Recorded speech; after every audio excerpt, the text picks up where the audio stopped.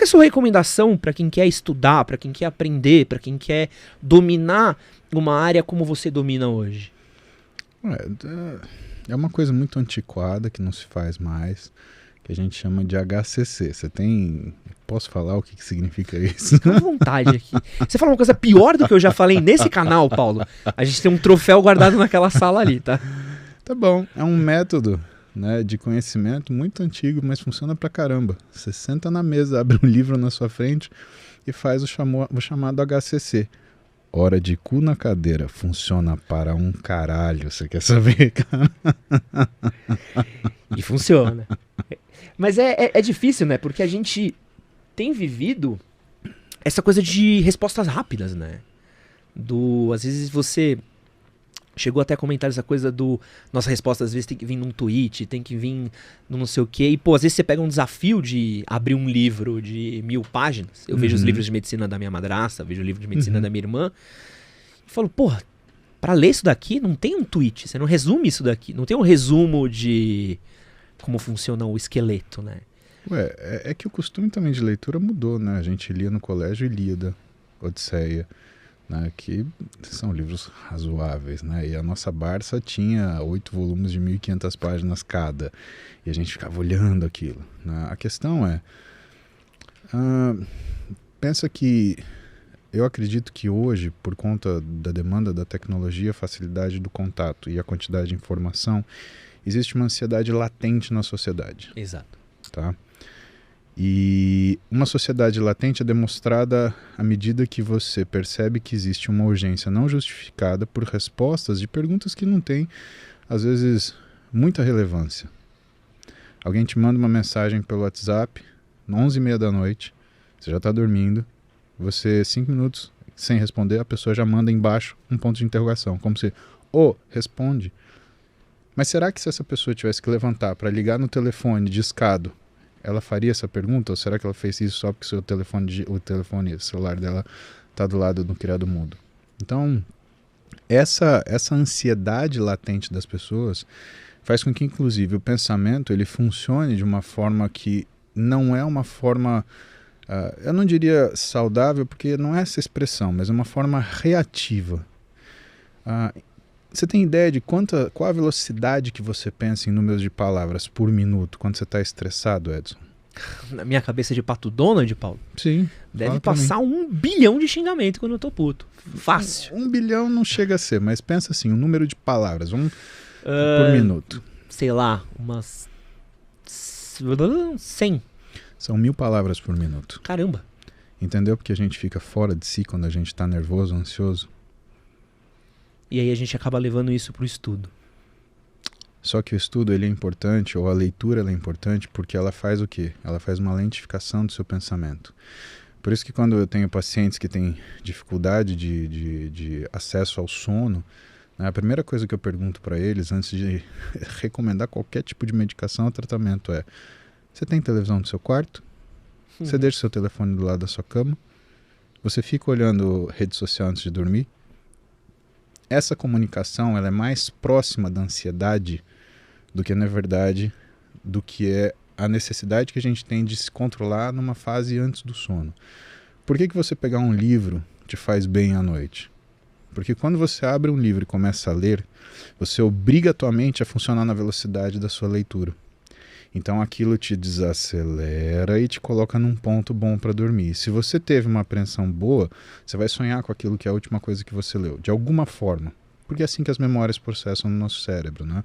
A gente junta tudo num lugar chamado hipocampo. Existe um processo chamado corticalização, onde essas memórias elas ascendem para os locais que são específicos das suas reservas. Então, música para um lugar, matemática para outro, conhecimento para outro, comportamento, sentimento. E, mais interessante, as memórias que têm links duplos. Então, por exemplo, o sujeito ele estava, antes da prova, olhando um determinado material, que ele estava nervoso e ele precisava decorar aquilo para a prova.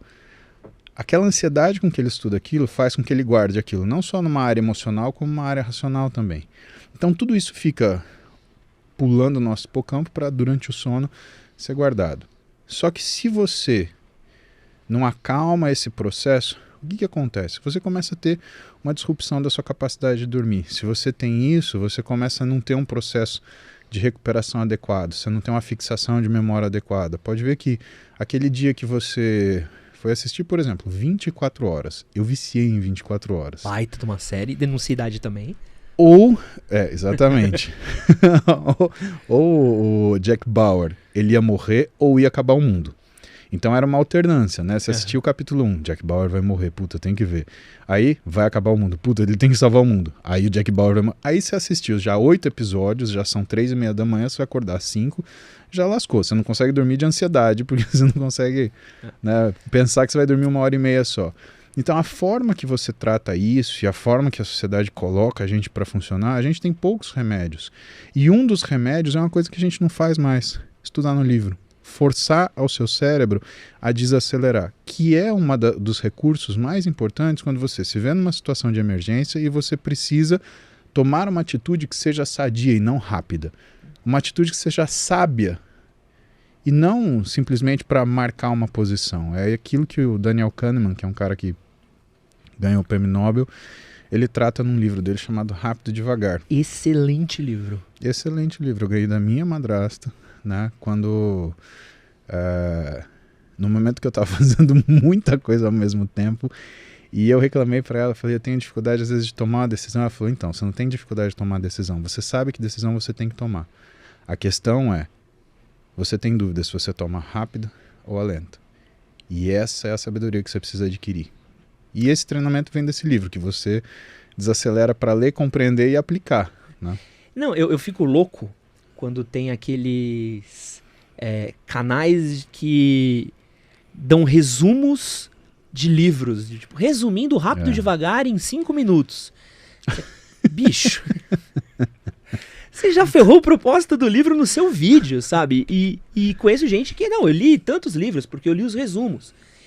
E é muito difícil isso, eu tenho alguns vídeos que acontece isso, quando o cara fala, pô, falou sobre 10 minutos, mas não respondeu a pergunta. Às vezes o propósito da gente conversar não é responder a pergunta. Não, às vezes você falar como estudar melhor, não você falar A, B, C, D. Mas quando você levanta questionamentos, você forma perguntas que a cabeça da pessoa deveria ser capaz de responder, né? A característica do bom estudo é essa. Quando você estuda e você sai com mais dúvida do que você começou, é que você estudou e você entendeu tudo. Se você estudou e você não tem nenhuma dúvida, significa que você não conseguiu segurar absolutamente nada. E essa necessidade de resumo, eu estou absolutamente contigo. Vamos resumir Romeu e Julieta. O cabra curtiu a menina, só que aí deu errado, eles se mataram, só que na verdade um não morreu. E aí? E aí ferrou tudo. Acabou, resumiu Romeu e Julieta. Quer dizer, você pegou uma obra do Shakespeare e transformou num cocô de passarinho, né? E as pessoas fazem isso, Edson, com tudo. Elas fazem isso com as profissões, elas fazem isso com as relações interpessoais, elas fazem isso com as suas relações amorosas. O que é essa questão descartável hoje das pessoas, esses relacionamentos descartáveis, né? Parece que você está, né, roubando um raciocínio do Fight Club, né? É um single serving love, né? Você chega no avião, tem aquela geleia que você vai passar uma vez na ponta da faca para comer naquele meio pedaço de pão que você tem, que você vai acabar com uma mordida, né? E as pessoas saem mais carentes desses relacionamentos. Por quê? Porque elas têm a finalidade, que às vezes é uma relação sexual, né? Só que cadê aquilo que elas querem? Que é sentir o próprio valor, que aí a gente volta na primeira premissa, né? Que é a conquista. Esse que é a brincadeira, esse que é o fight.